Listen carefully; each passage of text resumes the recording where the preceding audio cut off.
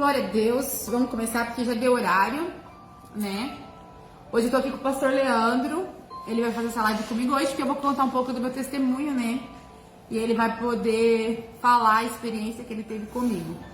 A live hoje é sobre depressão, e depressão é um assunto muito delicado de se falar, porque há quem acredite e há quem não acredite, né? Desse problema.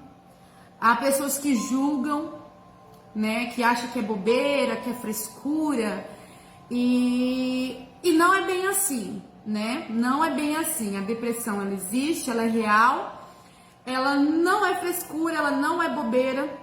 A gente tem que ter, assim, o máximo de cuidado com uma pessoa depressiva, o máximo de cuidado. A gente tem que cuidar mesmo, ficar ali 24 horas.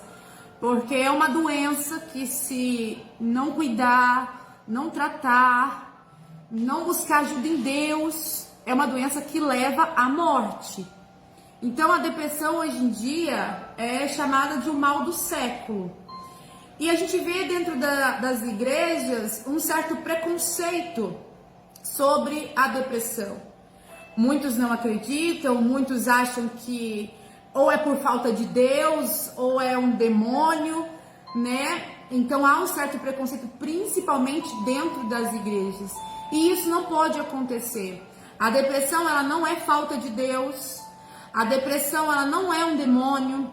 A depressão é uma doença na alma que só quem passa, ou só quem teve alguém na família com essa doença, sabe assim dizer realmente o que é depressão.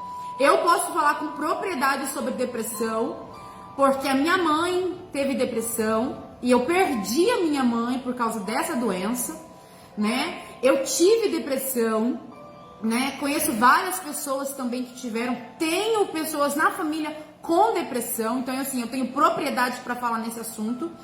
E a gente tem que entender que a depressão, a gente precisa começar, principalmente nós cristãos, a olhar com outros olhos, a não julgar,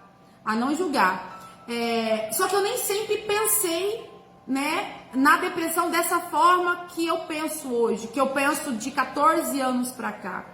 Eu também, assim como muitas pessoas, eu achei que a depressão era uma frescura, tinha nada a ver, era uma doença que as pessoas procuravam, sei lá, mas eu nunca acreditei que essa doença fosse real. Até essa doença entrar dentro da minha casa, dentro da minha família. Isso aconteceu no ano de 2007, né? A minha mãe foi diagnosticada com depressão. E naquela época, isso há 14, 15 anos atrás, não se falava muito dessa doença, né? As pessoas procuravam esconder um pouco sobre a depressão, esconder se tinha algum familiar com depressão. Então, assim, a gente não tinha muito conhecimento. E quando ela foi diagnosticada com depressão, a minha família meio que... depressão? Às vezes, acho que nem a minha mãe mesma acreditava que ela tinha essa doença. Porque as pessoas acham que a pessoa depressiva, ela vai ficar de segunda a segunda depressiva, ela vai ficar de segunda a segunda cabisbaixa, ela vai ficar de segunda a segunda deitada, trancada num quarto, ela vai ficar de segunda a segunda sem querer comer, sem querer tomar banho, e a depressão não é assim. A pessoa, ela tá uns dias bem, outro dia ela já não tá. A minha mãe, de segunda a quinta, minha mãe só vivia deitada, não queria tomar banho, não queria comer. Mas chegava na sexta-feira, ia embora a depressão, e dali ela saía, ela ia se divertir. Então, tanto eu quanto a minha família, a gente acreditava, tá se passando.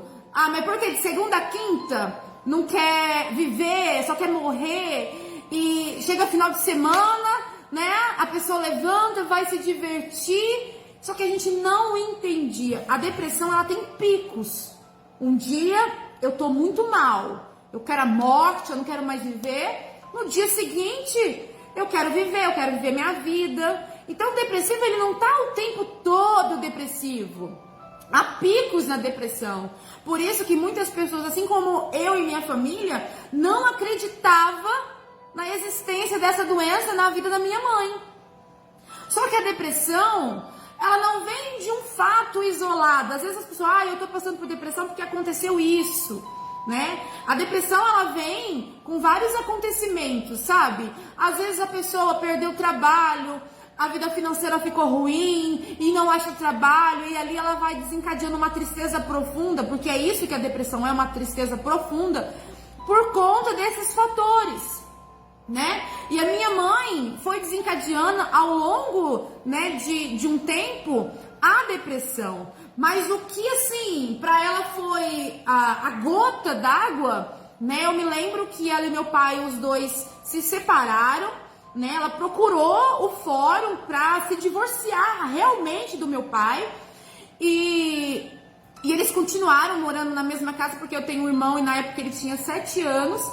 E ali eles combinaram, tudo bem, estamos separados e vamos continuar na mesma casa. Só que ela deu entrada nos papéis do divórcio, né? Coisa que ela não queria fazer de jeito nenhum. Nem ela nem meu pai queriam se separar, mas diante de algumas situações eles acharam melhor, que era a melhor coisa a se fazer. E não foram mais atrás dos papéis e continuaram separados, morando na mesma casa. E não foram mais atrás, deixaram por isso mesmo. Só que um certo dia a gente estava sentado na calçada. Eu me lembro hoje, eu me lembro da reação dela, eu me lembro, sabe, da face dela, como que ela ficou. A gente estava sentada, eu, ela e minha irmã, a gente estava conversando na calçada de casa, de repente parou um oficial de justiça. E o oficial de justiça chamou pelo nome dela, e ela perguntou o que tinha acontecido.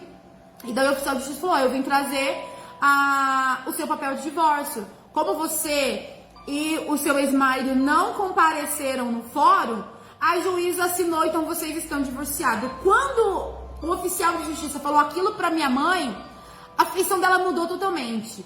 Ali eu vi que não era aquilo que ela queria. Ela agiu num impulso, foi fazer, né? Foi atrás de divorciar, só que não era o que ela queria. E aquilo entristeceu muito o coração dela. Só que também ela não quis dar o braço a torcer, né? Não, então vamos... Tá, nos separamos, mas a gente continua morando na mesma casa. Mas vamos voltar, vamos se acertar. Não. Ficou cada um no seu canto, morando na mesma casa, por causa do meu irmão mais novo. Mas cada um foi viver a sua vida, né? Ela foi viver a vida dela, meu pai foi viver a vida dele. Só que ela não aceitava a separação. E isso foi entristecendo ela a cada dia, sabe? A cada dia isso foi entristecendo ela.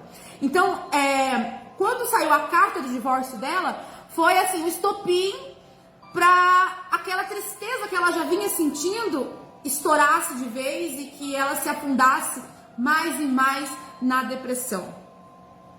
E o tempo foi passando, né? O tempo foi passando e ela tomando medicamentos fortíssimos, até que chegou a primeira vez que ela tentou tirar a vida dela. Por isso que a gente tem que cuidar muito do depressivo, porque a qualquer momento ele pode fazer uma besteira. Eu costumo dizer, por essa experiência que eu vivi com a minha mãe e pela minha experiência, que quem quer morrer não avisa, tá? Não avisa, não fala, eu quero morrer, eu vou fazer isso. Não, quem quer morrer mesmo, quem tá depressivo, quem tá com aquela angústia, aquela dor mesmo, que assim, é uma dor que parece que tem uma mão lá dentro apertando o coração da gente, é uma dor terrível.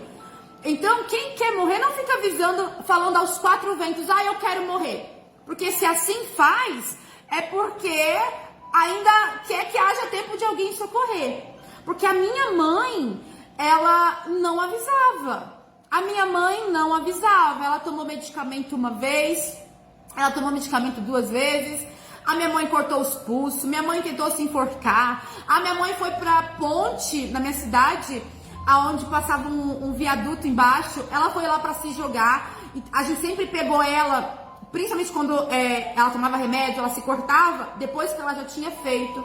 Essa vez que ela foi nesse viaduto, né, a gente deu conta que ela não estava em casa, aí a gente saiu desesperado atrás dela, a gente pegou ela lá, que ela ia fazer, então ela não avisava, porque o depressivo, ele quer tirar a vida, não é porque, ele quer tirar a vida. Ele quer que aquela dor que ele sente acabe, porque é uma dor que nem que se fosse uma dor na carne, doía tanto do que a dor na alma. A dor na alma é terrível, Então, quem quer não avisa, não faz alarde. Por isso que a gente tem que estar de olho na vida de um depressivo, porque a qualquer momento ele pode fazer uma besteira. Ele pode fazer uma besteira. E minha mãe tomou medicamento diversas vezes, né? E eu lembro que na penúltima vez que ela tomou, que eu e minha irmã levou ela para o hospital, né? O médico me chamou do lado de fora, que depois do meu irmão era a irmã mais velha e era só eu que estava ali. E meu pai não estava, que ele estava trabalhando. Ele me chamou e disse assim, olha, se ela sobreviver, porque eu acho impossível isso acontecer, ele falou, ela não pode tomar um comprimido para dor de cabeça, porque se ela fizer isso, ela vai morrer. Ela tá debilitada demais, mas eu acho que ela não vai sobreviver. Ele disse bem assim. Eu e minha irmã saiu daquele dia do hospital, assim, arrasada, sabe? Arrasada. A gente passou até na casa da minha tia, e ali a gente chorando muito, eu, ela, minha tia, a gente contando pra minha tia. E no dia seguinte, né, ela acordou melhor, se recuperou e foi pra casa. E eu disse pra ela, mãe, pelo amor de Deus, a senhora não pode tomar mais nenhum tipo de remédio, mãe. Se a senhora tomar um remédio de dor de cabeça, ela morre, o organismo da senhora não aguenta. E o depressivo, ele não quer saber. Ele quer que aquela dor acaba. Ele quer que aquela dor, né, vá embora. E eu me lembro que uns 7 dias, uns 10 dias depois, aconteceu um fato na nossa casa, na nossa família. E aquilo pra minha mãe foi assim, a gota d'água, né? E sem a gente saber, ela tomou uma sacolinha diante de Deus, cheia de caixas de remédio. No outro dia, ela acordou, a gente acordou, desculpa, e minha mãe já não tinha mais reação.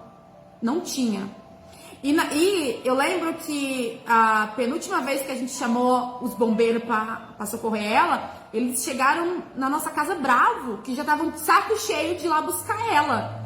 Porque foram várias vezes. E daí, o meu irmão pegou ela, levou ela pro hospital, e chegou lá o médico e falou, pode levar para casa. Não tem o que fazer. Já tá no sangue dela. Não tem o que eu fazer. Só que assim, eu hoje penso que teve uma negligência médica, porque eu acredito que podiam sim ter feito algo, podia internar ela, colocar ela na UTI. Eu acredito que podia ter feito isso, mas o médico nem isso quis fazer. Do jeito que ela foi pro hospital, ela não levantava, ela tava morta. Ela tava morta.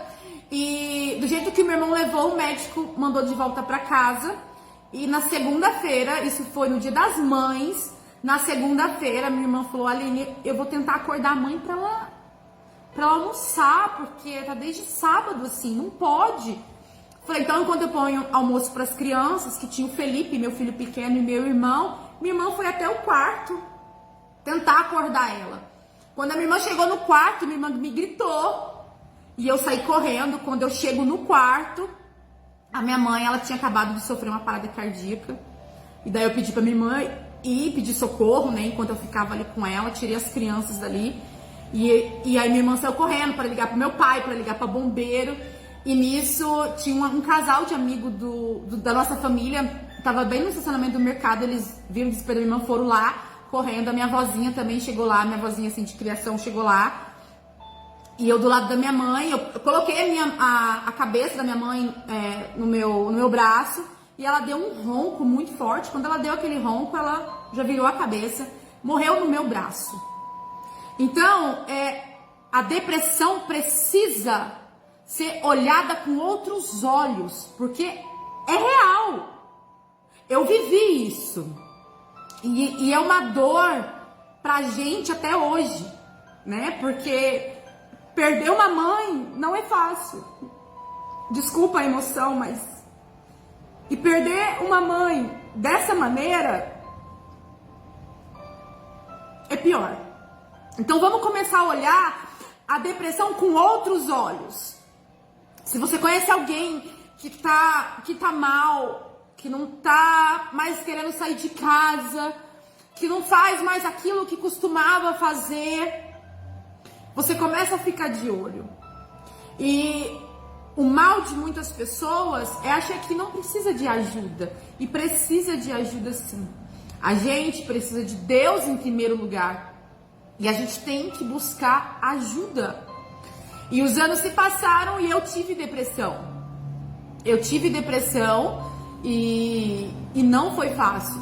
Ali naquele momento meu de depressão, eu pude entender um pouco do que a minha mãe sentia, né? Então, eu passei por um momento muito difícil, aonde eu ouvi algumas pessoas dizer: isso é falta de Deus, tem que buscar mais a Deus. E não era falta de Deus, não era falta de Deus.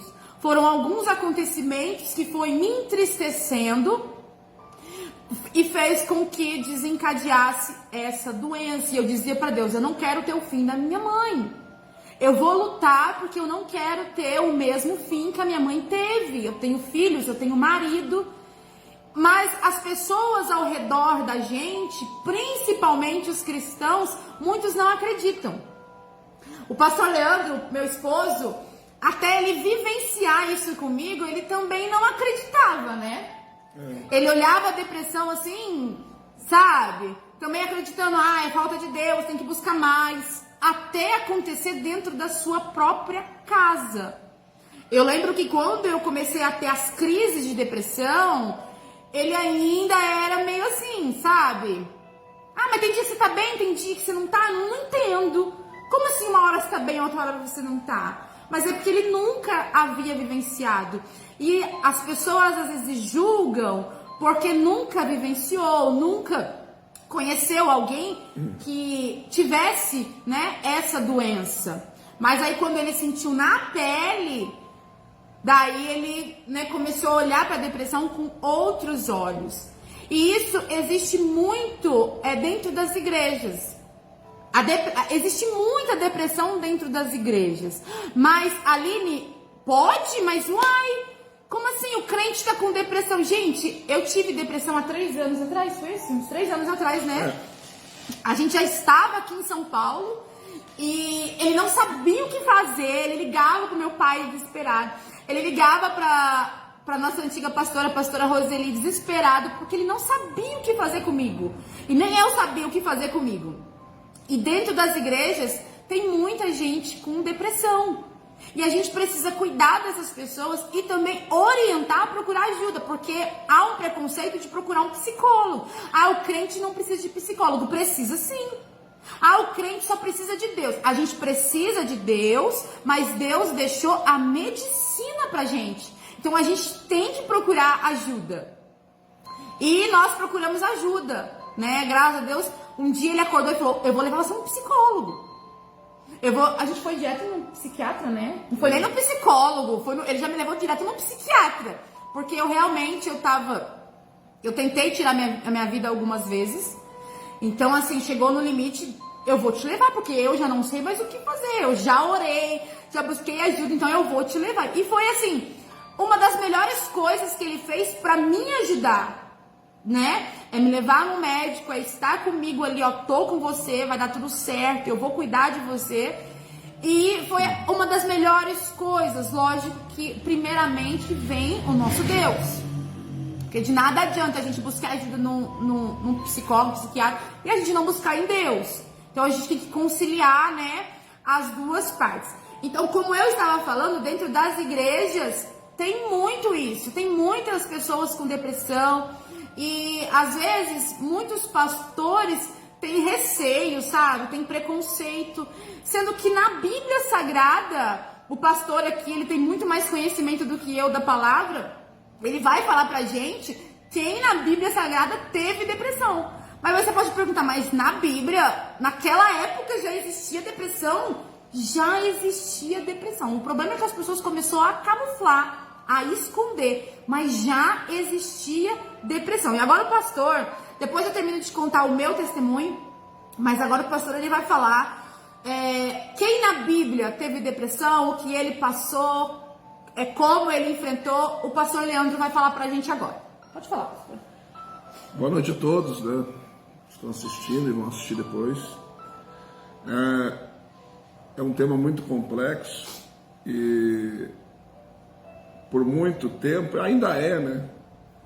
Não é pelo aquele que já teve experiência, pelo aquele que foi tentar estudar sobre o assunto, mas se demonizava uma pessoa com depressão. É demônio. E verdade é que se fosse demônio seria mais fácil. Demônio, bastava uma oração ou um jejum aí, o demônio era obrigado a ir embora. Né? Mas é uma coisa muito mais complexa do que isso.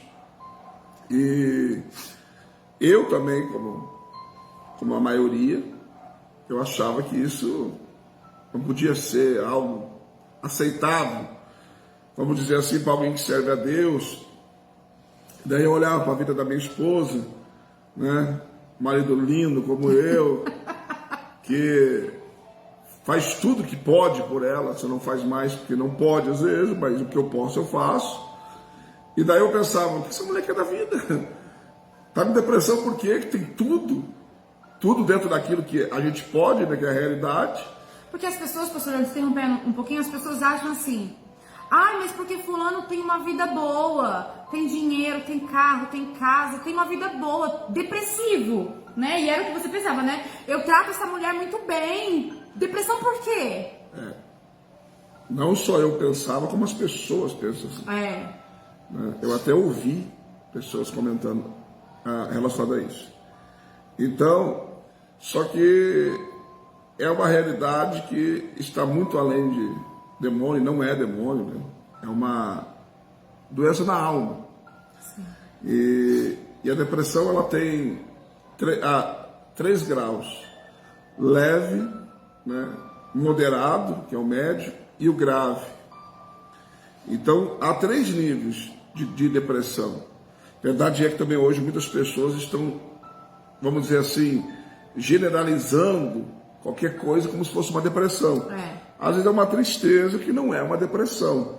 Mas às vezes uma tristeza a gente tem que cuidar, porque uma tristeza pode se acumular e virar uma depressão. Uma ansiedade. Pode ser que não vire uma depressão grave, pode ser uma depressão leve, moderada, entendeu? Mas se não cuidar, se não tratar, se for ignorado, se for deixado de lado, pode virar uma coisa grave. E diante disso, a gente vivendo na pele, né? Eu também tive que enfrentar lá o psiquiatra, né? Que a gente foi lá, vendo ele falar, explicar também. E eu também não sou nenhum ignorante, eu sei que Deus levantou pessoas que são qualificadas em determinados assuntos. Eu posso ser pastor, eu posso ser um homem de Deus, eu posso conhecer a Bíblia, mas que condições tenho eu de debater com um médico, entendeu? Que estudou sobre aquela área, um psiquiatra que estudou sobre esta área. Embora que o pastor faz um trabalho, às vezes de um psicólogo, né? Orientando as pessoas, tratando a alma das pessoas, mas tem gente que é especialista, tem gente que se aprofundou naquilo. Então, hoje, a gente sabe que não é isso, e eu entendo até que Deus permitiu que eu tivesse que passar por isso, porque você passa junto, né? A pessoa pode estar, no caso da minha esposa, com depressão, mas na verdade, eu e os meus filhos passamos a depressão junto, porque a gente fica ali sofrendo junto, a preocupação ali é mútua, é complicado, a gente sofre junto. Verdade. Entendeu? E dentro da Bíblia Sagrada, a gente vê pelo menos um personagem, poderia ter talvez outros, mas um é muito claro, que eu quero ler com você, né? A pastora vai ler aí, na verdade, que meus olhos não estão muito bons. 1 Reis 19, vamos ler do verso 1 até o versículo 5. E Acabe fez saber a Jezabel tudo quanto Elias havia feito, e como totalmente matara todos os profetas à espada.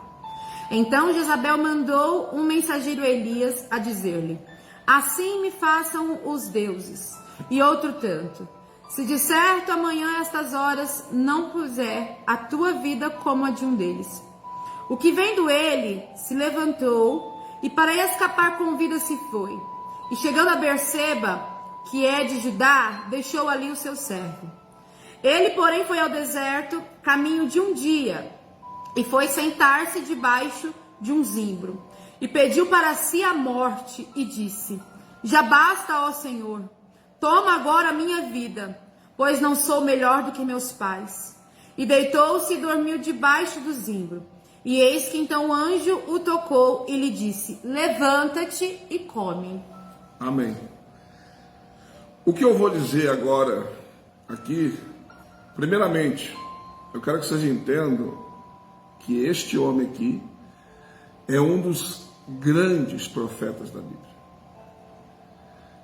Em relação de autoridade, assim, para mim, é um dos maiores. Até mais do que Moisés. Intimidade, Moisés. Mas eu digo assim, ousadia. Pelas coisas que ele viveu e fez. Ele está vindo de uma sequência de acontecimentos que a intervenção divina era a favor dele. Ribeiro de Querite, corvo trazendo pão e carne pela manhã e pela tarde. O ribeiro seca, ele vai para a casa de uma viúva. Deus multiplica a farinha da panela da viúva e o azeite da botija não acaba, e eles comem por muitos dias. O filho da viúva morre, ele ressuscita o filho da viúva. Ele reúne as tribos de Israel, agora no Monte Carmelo, faz um desafio, afronta os profetas de Baal e de Azera, mata os profetas de Baal e de Azera, faz uma oração de 20 a 23 segundos, talvez, desce fogo do céu, consome o seu holocausto, ele ora, volta a chover, olha, De Deus, né? Isso é coisa de gente que está cheia de Deus, entendeu? Falando essa sequência, a gente sente até pequeno, entendeu? E diante de uma sequência de acontecimentos, eu vejo uma pessoa que vai entrar num quadro de depressão. E não só eu penso isso, mas a maioria dos teólogos tem o mesmo pensamento. Por quê? 3 coisas marcam uma depressão. 3 coisas. Isolamento social. Isolamento social. A pessoa quer se isolar. A pessoa não quer se relacionar. Falta de apetite ou excesso de apetite. Tem gente que perde a fome e tem gente que quer comer mais do que comia. Mas está relacionado a alimento. E terceiro, e o pior de todos, que é a falta de vontade de viver. Eu até digo que a pessoa não quer morrer. A pessoa simplesmente não tem vontade de viver. Não é que ela quer morrer, não é que ela perdeu a vontade de viver. Então, se não tem razão, não tem motivo para viver, né? E o depressivo na mente dele, se morrer, vai acabar com aquela dor. A dor vai passar. A dor que está na alma. E por que a gente diz que Elias teve um quadro de depressão? E eu até digo, como já falei, que a depressão tem 3 graus, leve, moderado e grave, que a de Elias era o grau 3. Por quê? A Bíblia diz que quando ele sabe da ameaça de Jezabel, ele sempre estava com o seu moço. A Bíblia diz que ele deixa o seu moço, o moço que estava sempre com ele acompanhando, auxiliando, ajudando. Ele não quer, ele quer ficar sozinho. E o lugar que ele escolhe para ficar sozinho é o deserto, onde não tem nada. Ninguém. Isolamento social. Ele vai para um lugar deserto, sozinho, não quer ninguém, isolamento social. Ninguém de sã consciência vai para o deserto sem se preocupar com o que vai comer e o que vai beber. Verdade. É a primeira preocupação de quem vai atravessar um deserto ou vai ficar uma temporada no deserto, é o que ele vai comer e vai beber. Elias não se preocupa em levar nada, porque ele estava determinado que ele não queria comer, ele não queria beber, ele não queria ficar com ninguém, ele não queria ver ninguém. Então ele mostra isolamento social, no caso dele falta de apetite, E o terceiro, ele senta debaixo de um pé de zimbro e ele diz para Deus: para mim basta, chega, eu não sou melhor do que os meus pais, toma agora a minha vida. Ele quer morrer, ele perdeu a razão de viver. E tanto que Deus se preocupa com ele, que ele não leva alimento, que Deus manda o anjo lá alimentar ele, dar água para ele. Por quê? Porque Elias não se preocupou com o que haveria de comer. Ou seja, ele foi para aquele deserto para ficar sozinho. Ele não queria comer e estava determinado que ia morrer. E o que acontece muitas vezes é que a gente vê pessoas nessa situação e a gente desiste delas. A gente não quer cuidar delas. A gente pensa, se quer isso, então que morra. Pois Deus, quando viu Elias nessa situação, fez o contrário. Foi lá, alimentou, motivou ele, tirou daquele deserto e salvou a vida de Elias. Então, Elias, com certeza, ele teve um quadro de depressão, porque, como eu falei para você, a depressão, ela tem essas 3 características, né? E diante dessas 3 características, de isolamento social, de falta de apetite ou excesso de apetite e falta de vontade de viver, essas 3 coisas impedem a pessoa de viver a sua vida, de fazer as coisas que gostava de fazer, né? Porque a pessoa perde a razão. Agora eu te pergunto, pode um demônio se aproximar desse homem? Elias estava com algum tipo de demônio? O anjo ali, e olha que o anjo vem dar pão para Elias, e eu penso que pão poderoso era esse. Os ingredientes desse pão era divino. Aquela água ali, eu fico me perguntando, será que aquela água ali não era a água que Daniel viu que corria lá do trono de Deus? Forte.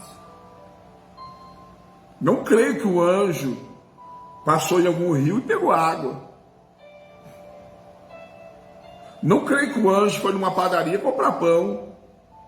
Dessa forma. Entendeu? Nem existia padaria na época, na verdade. Entendeu?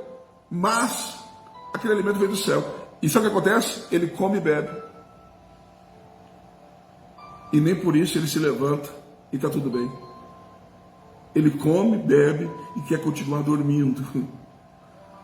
E o sintoma dele querer continuar dormindo, de querer dormir, já era porque ele não queria mais viver.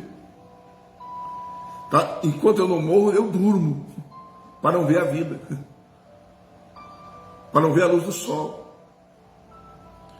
E a Bíblia diz que Deus vai lá 2ª vez e manda ele comer e beber 2ª vez. Daí a Bíblia diz que algo acontece, que com a força daquela comida, ele se levanta e anda 40 dias e 40 noites. Pastor, você pode perceber nessa história que Deus ele não desiste, né, de Elias. Foi uma vez, Elias voltou a dormir, ainda estava desanimado, ainda estava naquela situação. Deus torna novamente, e é o que a gente tem que fazer. Às vezes a gente se depara com um depressivo e a gente oferece ajuda, mas a gente tem que oferecer ajuda de coração, a gente tem que realmente querer ajudar. Não é, eu te ajudo, tô aqui, mas não tá. Porque o depressivo, no primeiro momento, ele vai negar ajuda. Ele não vai querer ajuda. Tá tão mal que ele não quer ajuda. O depressivo, ele tá tão mal, o pensamento dele de morte é tão forte que se você oferecer ajuda pra ele a primeira vez, ele não vai aceitar, porque ele quer deixar de viver, como o pastor Leandro disse, porque a vida aqui tá muito dolorida, muito sofrida, então ele já não quer mais fazer parte daqui desse mundo. Então ele ainda prefere morrer do que ajuda. Então olha a importância, Deus mostrando pra gente que a gente não pode desistir. A gente tem que insistir, não pode deixar, a gente tem que continuar insistindo, porque Deus ele não desistiu de Elias. E hoje, lógico que a gente ora por uma pessoa com depressão. Sim.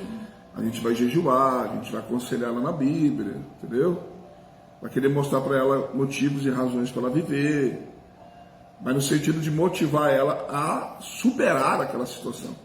Só que hoje, diante daquilo que eu vivi, né, e diante da experiência que a gente acaba acumulando, eu vejo que a pessoa, eu aconselhei, a pessoa não está melhorando, eu aconselho a pessoa a procurar um médico, um especialista, entendeu? E se for necessário, tomar um remédio. Eu sei que não existe remédio que cure a alma, mas tem remédios que amenizam, pelo menos. Ajuda, né? E isso também, muitas pessoas têm esse preconceito sobre isso. Vou tomar um remédio para dormir. Vou tomar um remédio para acalmar meus nervos ou para aliviar essa ansiedade que eu estou. A gente toma remédio para dor de cabeça, a gente toma remédio para dor de barriga, né? Eu ando sofrendo com problema de pressão alta, eu tomo remédio para pressão alta. Por que você toma para depressão que não pode, né? Eu tomo de manhã, eu tomo à noite, tomo 2 por dia, entendeu? Não estava tomando, estava pior. Tive um problema no passado, parei, tomei um período, depois achei que não precisava mais, não tomei mais. E ultimamente eu estava sentindo muitas dores de cabeça. E procurei um médico, comecei a tomar um remédio, melhorei. Entendeu? Então a gente toma remédio para tudo. Por que não pode tomar um remédio que possa ajudar numa situação dessa? Mas sabe por quê, pastor Leandro? Porque a gente vê muito, eu cansei de ver os pregadores subir em cima do altar e falar: você que tá uma tarja preta, você, sabe? E foi igual você falou, a gente toma remédio para tanta coisa. Se isso não vai melhorar, não adianta, não vai melhorar. Mas se é algo que vai ajudar, por que não tomar? E daí você vai pedindo para Deus: Senhor, me liberta desse medicamento, me cure, me liberte desse medicamento, porque a gente também não tem que tomar pro resto da vida. A gente não pode viver de remédio tarja preta. A gente tem que começar ali um tratamento, mas entendendo e buscando ao Senhor para que o Senhor venha nos curar. Porque eu acredito muito que a depressão é Deus que vai curar, porque não tem médico, gente, não tem remédio que cura, é Deus. Mas enquanto a gente tem que passar por esse processo, porque é um processo, a gente, Senhor, eu tô tomando remédio, mas me cura, me liberta disso, porque foi o que eu fiz. Foi o que eu fiz. O pastor Leandro chegou ao ponto de: vamos num psiquiatra. E chega lá, ele pediu pra conversar com nós dois juntos, e ele vai conversando. E ele te envolve tanto na conversa que ele acaba tirando coisas de você e você vai falando que você nem... E ali diante do meu esposo, eu falei coisas assim que, na verdade, antes eu já havia tentado falar com ele, mas como ele não acreditava, então eu não tinha abertura para falar com ele. Mas lá, o psiquiatra ele foi me envolvendo tanto no assunto que eu acabei abrindo o meu coração. E ele precisava ouvir o porquê que eu estava sentindo aquilo, o motivo, para ele me ajudar, né? Porque eu vivo com ele, né? Então, ele tinha que me ajudar. E aí eu fui abrindo meu coração, eu comecei a contar, comecei a chorar, o que me fazia mal, o porquê que eu estava naquela situação. E o médico foi envolvendo, e daí ele fez uma pergunta que, assim, eu acho que eu não devia ter falado, mas... no envolvimento, porque são médicos, né, são experientes, ele perguntou assim pra mim: na sua casa tem algo assim que você olha e você fala assim, isso eu consigo tirar minha vida? Porque até então, na minha casa as facas eram escondidas, né, tudo que era de objeto cortante era escondido, medicamento era escondido, chave das portas foram tiradas porque eu já tinha tentado tomar medicamento. Eu já tinha tentado cortar o meu pulso. Então, quando eu já fui pro médico, né, eles já tinham tomado, ele e as crianças, essa providência. E daí, quando eu falei assim, eu lembro que eu disse assim: doutor, na porta da sala da minha casa tem uma viga. Gente, isso é lindo. Eu falei como se ele não tivesse ali. O médico me envolveu tanto no assunto que eu soltei. Eu tenho uma viga na porta da minha sala, da minha casa.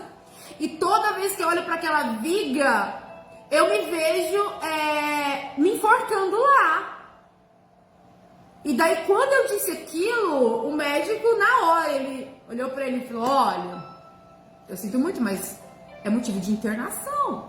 A gente vai ter que internar ela no hospital psiquiátrico, porque ela tá colocando a vida dela em risco, a vida de vocês em risco, porque quando a pessoa já começa a olhar para algumas coisas da casa que, quando a gente tá bem, né, passa assim desapercebido, e algo ela já olha, ela já vê uma arma para ela tirar a vida dela, então a gente tem que internar. E quando ele falou aquilo, eu falei, eu não quero me internar. Porque a gente ouve tantas coisas, né, de hospital psiquiátrico, e eu tinha medo, eu já tava mal. Porque o depressivo, ele tem ciência que ele não tá bem. Ele sabe, não precisa ninguém falar, você não tá bem. Ele sabe que ele não tá bem. Daí eu pensei, se eu for pra uma clínica, eu vou ficar pior, vão me entuchar de remédio, eu vou ficar louca. E eu olhei pra ele e disse, eu não quero internar. Daí o médico falou, ó, a opinião dela não vale nada, porque você é o marido dela, você assina por ela. Se você assinar agora, a gente vai arrumar uma clínica pra ela. Ele parou, chegou a pensar, viu, gente? Ele parou assim, e eu dizia, eu não quero internar. E daí ele disse, não, eu não vou internar ela. E o médico, tem certeza, mas ela é um risco. Ele falou, não, eu vou cuidar dela. Porque aí ele entendeu o que era uma depressão, o porquê que ele estava naquela situação. Então ele tinha ali as armas para me ajudar, né? E daí o médico falou, olha, ela não pode ficar sozinha 24 horas. É o tempo todo alguém com ela. Se ela for no banheiro, é pra ir alguém com ela, porque ela já tá começando a olhar pra casa e achar armas pra tirar a vida dela. E eu lembro que eu saí de lá, gente, com uma receita de medicamento. O médico chegou a me receitar remédio pra esquizofrenia. Você lembra? Não. Remédio fortíssimo. Eu acordava assim no outro dia, onde eu tô, quem eu sou, era mais ou menos assim, lenta. Era remédios fortíssimos, que depois me deu efeitos colaterais, eu tive que parar de tomar. Mas ele me ajudou. Ele me ofereceu ajuda nesse dia e ele não desistiu de mim, porque eu não saí do médico, ai, tá bom, vou tomar um remédio e tô bem. Não! Eu saí de lá da mesma forma que eu entrei. Só que eu saí de lá com ajuda. Porque ele tinha me ouvido, ele tinha parado para me ouvir, ele estava entendendo o que estava acontecendo. Então, eu saí de lá, agora ele vai me ajudar, agora eu tenho alguém comigo. Então, da mesma forma, Elias, Deus se mostrou presente na vida de Elias, né? Na primeira vez, na segunda vez, e foi aonde Elias se levantou, comeu, né, bebeu e caminhou 40 dias e 40 noites no deserto. Né, pastor? É. Pode falar mais alguma coisa? E tem outros casos que a gente podia olhar com olhar meio, vamos dizer assim, prestando atenção, o salmista. No Salmo 42, versículo 5, ele diz, por que estás abatida, ó minha alma? E te perturbas dentro de mim. Espera em Deus, pois ainda o louvarei pela salvação da sua presença. Então, ele estava num quadro tão profundo de tristeza e angústia na alma, que ele prega para a própria alma dele. Ele começa a conversar com a alma. Imagina você andando na rua conversando com a sua alma. Vão achar que você está doido, pois ele estava nessa situação de profunda tristeza. Então, isso é uma realidade hoje, nos nossos dias, muito grande. Muito grande. E a gente tem que ter um olhar atento, entendeu? E tentar ajudar no que é possível. E aquilo que não é pra gente, não adianta. Não dá para espiritualizar as coisas. Nem tudo é espiritual, né? É igual aquilo que a gente fica, qualquer coisinha, culpando o diabo. Tá andando na rua, tropeça numa pedra, ou diabo sujo. Não é o diabo que é sujo. Você que não olhou. É você que não olhou pro chão. Prestou atenção, estava andando. Entendeu? E às vezes tem coisas que o diabo não tem culpa, né? Não estou aqui dizendo que ele é um bonzinho, ele é terrível, né? João 10:10, ele veio para matar, roubar e destruir, né? Mas eu até entendo que uma pessoa com depressão fica mais vulnerável a uma ação demoníaca. Eu entendo isso, entendeu? A pessoa está ali, não quer viver, né? Pode ser que o diabo também encostadinho no ouvido tira a vida que é melhor, se joga aí, entendeu? Porque o depressivo ele ouve voz. É. Lembra que eu tava no quarto, ele ouve voz, tá? Eu tava no meu quarto e de repente eu escutei a voz da minha mãe. Lembra? Me chamando. Ela dizia, vem Aline, vem Aline. Eu entrei em desespero, porque embora eu estava com depressão, estava com a cabeça atordoada, mas eu sou cristã. E eu sei que quem morre não volta, né? Então foi até bom que você entrou nessa parte, porque o inimigo é sujo.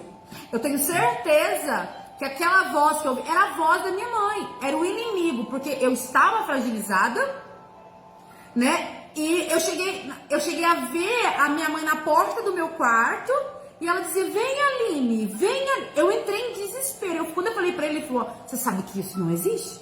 Eu falei, não, eu sei. Eu tô doente, mas eu ainda sei pensar, eu sei. Então o inimigo, ele realmente, ele é sujo e ele vai agir no nosso momento de fragilidade. Então não quer dizer que a pessoa, que o diabo até vai entrar na pessoa, não estou dizendo isso. Mas a pessoa pode estar naquele quadro depressivo, né? O diabo é especialista em roubar, matar e destruir. É o que ele gosta de fazer, essas três coisas. É a especialidade dele, roubar, matar e destruir. Então, se ele vê que uma pessoa não está querendo viver, ele vai dar uma incentivada. Vai. Né? Esse é o momento. Para você entender melhor, Jesus não estava com depressão. Mas ele leva Jesus ao alto do pináculo do templo e diz, se joga daí, ó. Porque está escrito, Deus vai mandar os seus anjos ao seu respeito para guardar você. Entendeu? Mas ele estava lá, se joga. Entendeu? Mas ele não está em Jesus. Ele está em ouvido, né? Ele está ali falando, mas não está em Jesus. Então, uma pessoa com depressão, ela fica muito mais fragilizada, tanto espiritualmente, né, como psicologicamente, para o diabo dar, vamos dizer assim, um empurrãozinho, um incentivo. A família está lá dizendo, você tem que viver, nós precisamos de você é importante. E ele está lá dizendo, para que viver? Se você morrer, vai acabar, a tua família vai ficar bem, e assim por diante, entendeu? Você está sendo um peso para sua família. Então, o diabo pode usar isso, mas não quer dizer que a pessoa está endemoniada. Entendeu? Então, por isso que é importante também orar para uma pessoa depressiva, lógico. Né? Senhor, coloca teus anjos, guarda, protege, né? Mas tem que ter também a atenção da família e, muitas vezes, se eu fosse botar uma lista, eu diria que a gente tem que orar, né? Jejuar para esse tipo de pessoa. Mas a gente tem que ter o apoio da família. O apoio da família é muito importante, o apoio da família. O apoio da família, um especialista e um remédio às vezes. Nem que seja por um tempo. Porque quando chega no estado grave, o leve e moderado talvez não precise de remédio. Com a ajuda da família, né? E às vezes até de um profissional orientando, você pode passar por aquilo. Mas no caso, quando já chega no grave, ele não tem o que fazer. Tem que tomar, vamos dizer assim, tem que tomar um remédio para voltar ao médio, leve, para ser curado. E às vezes, o que acontece? Nós não podemos esquecer que mesmo numa oração a gente ora, não vamos ser hipócritas. Tem oração que, já. É na hora. No livro de Salmos, um dos nomes de Deus é já. Agora. Mas tem oração que a gente ora, irmãos. Que a gente ora. Que a gente ora. Então, é a mesma coisa que está com depressão. Então não quer dizer que a pessoa foi no médico e vai ficar boa. Está tomando remédio e vai ficar boa. Uma hora para outra. Não. É um processo. Né? É um processo. Não pode desistir. Não. Pode desistir. Mas há solução, né? A cura, né? E Deus pode fazer a obra, né? A senhora Aline está aí com prova disso. Porque às vezes você está se perguntando aí, mas e aí, como foi? Como foi que você saiu da depressão? Como eu disse, eu saí do psiquiatra da mesma forma que eu entrei. A única diferença é que eu saí de lá com uma receita com vários medicamentos. E a gente comprou os medicamentos. Eu falei, não, vou tomar. Se eu tenho que tomar, então eu vou tomar. E ali eu comecei a tomar os medicamentos e um deles começou a me fazer muito mal. E a gente voltou no psiquiatra. Ele trocou, porque realmente tinha que trocar mesmo, porque o efeito colateral dele estava prejudicando a minha saúde. Passou um outro medicamento e continuei tomando e voltei pra casa. Um certo dia, até então eu não podia ficar sozinha de maneira nenhuma ainda. Eu não tinha recebido ainda, tipo assim, o médico falado, olha, ela pode ficar sozinha. Não podia ficar sozinha. E daí tava o Felipe na escola, a Vitória na escola, e ele precisava ir na lotérica, se eu não me engano. E ele tinha que ir naquele dia, ele tinha que ir, foi à tarde que ele foi, ele não podia deixar de ir naquele dia. E daí ele falou, mas e agora? Eu falei, pode ir, eu tô bem, né? E eu achava realmente que eu estava bem. E daí ele saiu e foi, né? E eu tava sentada na sala assistindo televisão, tava bem quietinha, sentada na sala assistindo televisão. De repente, uma voz no meu ouvido disse assim pra mim, vai lá e pega a sua caixa de remédio e toma. Porque como eu já estava melhor, então eu já estava tendo acesso aos medicamentos. Normal, porque eu realmente, eu vinha assim, aparentemente demonstrando que eu estava melhorando. E daí houve ali uma confiança de deixar o remédio à vista. E daí essa voz disse, vai lá e toma aqueles remédios. Eu saí da sala, cheguei no quarto, eu comecei a tirar os medicamentos da cartelinha, né? Fui tirando um por um. Aí eu dizia, hoje eu acabo com isso, acabou, não vou precisar tomar remédio, vou precisar mais ficar preocupando a minha família. Porque o depressivo, ele se preocupa muito com a família. Às vezes acha que não. Mas ele se preocupa muito com a família. Por isso que ele quer acabar com a vida, porque ele não quer mais dar trabalho para a família. Esse é o pensamento do depressivo.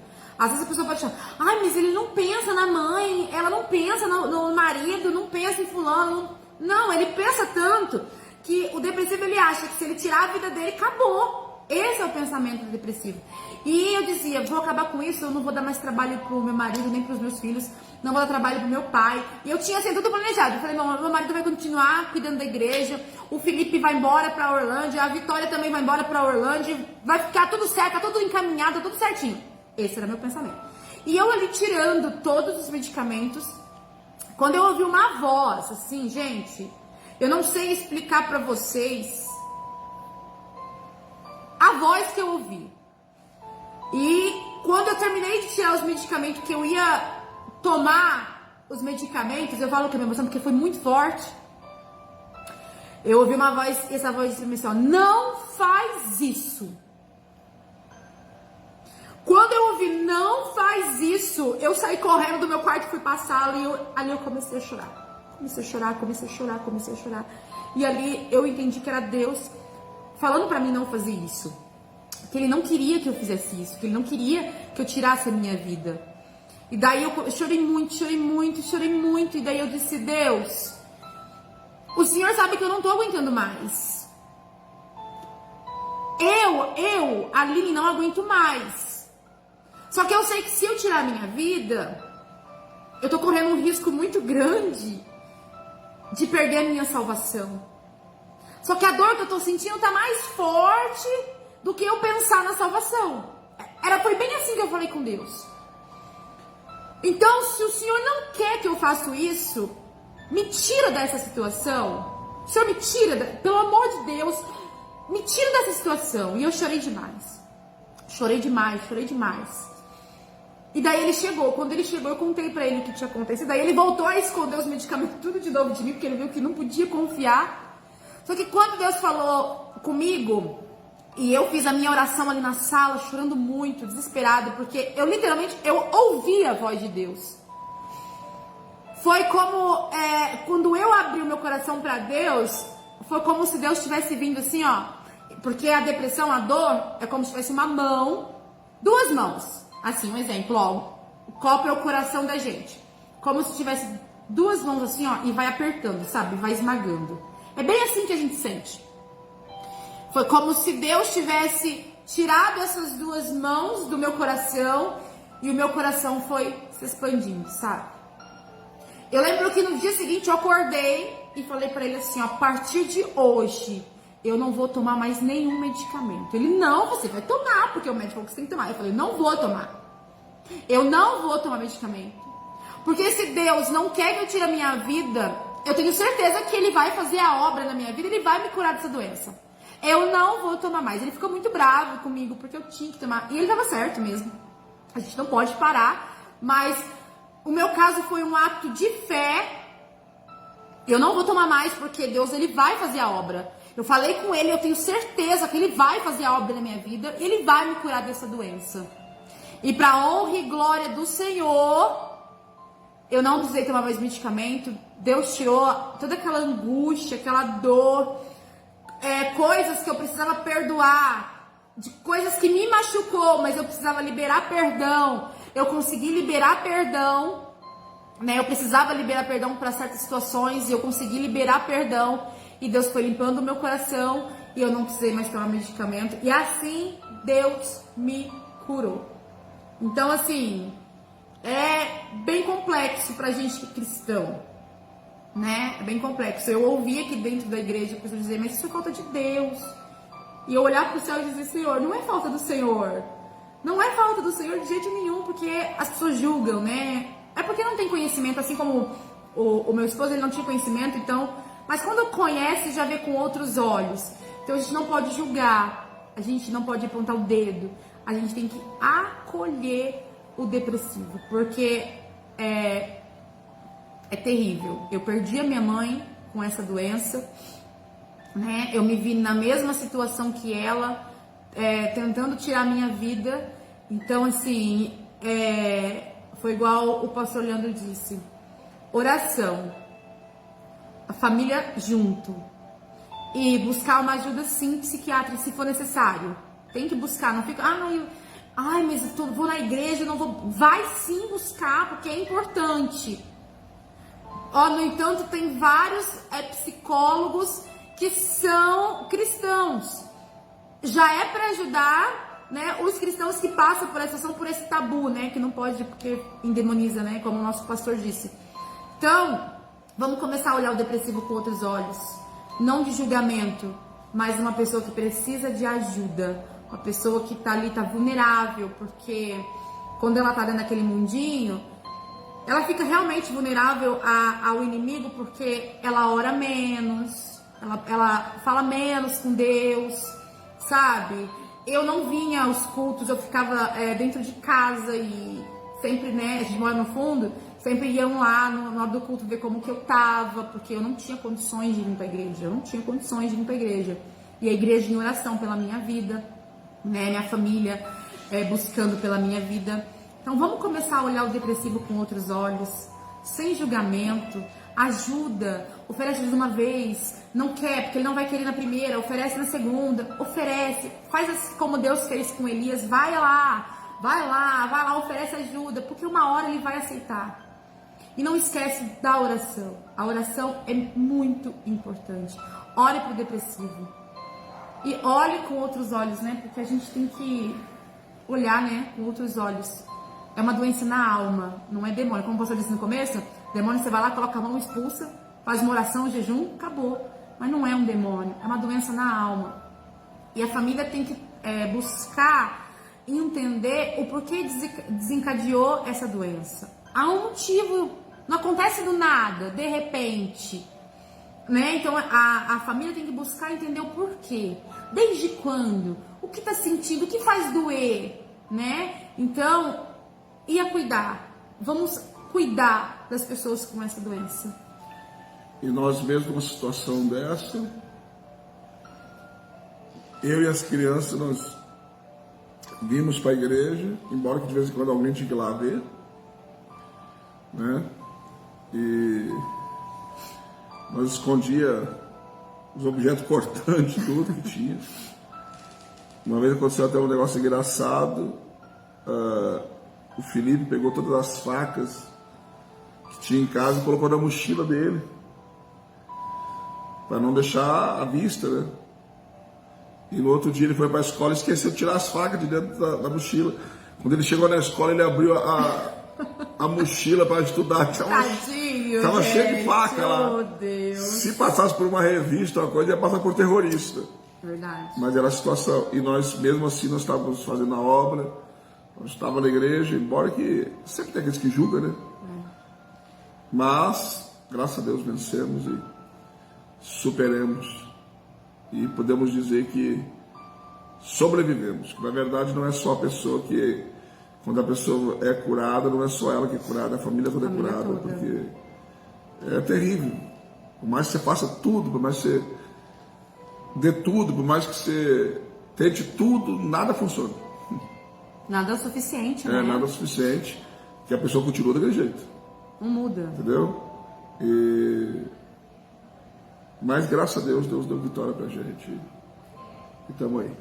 Bem certo. Em nome de Jesus. Então, assim, Deus, ele é maravilhoso. Ele fez a obra na minha vida, né? E eu sou muito grata a Deus por isso.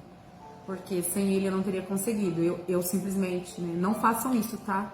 Eu fiz porque eu escutei a voz do Senhor. Eu abandonei o tratamento. Eu não voltei mais em psiquiatra. Eu não tomei mais os medicamentos. Mas eu ouvi a voz do Senhor. E ali eu tive um particular com o Senhor. E eu acreditei que o Senhor ia fazer algo na minha vida. Porque quando eu fui tomar, ele falou, não faz isso. Porque ele tinha algo na minha vida. E só ele podia me ajudar. Mas não faça isso, tá? Não abandone tratamento. Se você faz tratamento, não abandone os medicamentos, tá bom? Eu fui um caso à parte. Continua. E vai buscando em Deus, sabe? Deus me cura. Senhor, me cura. Senhor, eu não nasci assim. Eu não aceito isso. E vai buscando ao Senhor, porque só com tratamento você não consegue, não adianta. E muitas vezes só buscando também você não consegue, você precisa de um tratamento, de uma ajuda extra, digamos assim, né? Então, a depressão é isso, ela causa feridas em famílias, deixa buraco, como deixou na minha, né? Na minha vida, na vida dos meus irmãos, na vida do meu pai, na nossa família toda, deixa buracos, né? Quando a gente não entende, quando a gente não compreende, quando a família não está do lado, né? Mas a cura, sim. A cura, né? Quantas pessoas eu já vi que foi curado da depressão, né? Eu sou uma delas, eu sou testemunha, prova viva. Então, a cura para depressão, sim. Deus, oração, ajuda da família e, se precisar, uma ajuda psiquiátrica. Então, essas três coisas, né? O depressivo precisa muito. E a quarta, que não é a menos, né, digamos assim, a menor, o caso, eu acredito que seria a primeira, é sem julgamentos. A gente tem que parar de julgar as pessoas que têm depressão. Há muito julgamento. Então, vamos parar de julgar. Vamos começar a olhar com mais amor. Porque foi assim que Deus olhou para Elias, eu tenho certeza. Quando Deus viu Elias naquele deserto, foi com um olhar de amor que Deus olhou para ele. Que, no entanto, Deus levou ajuda para ele.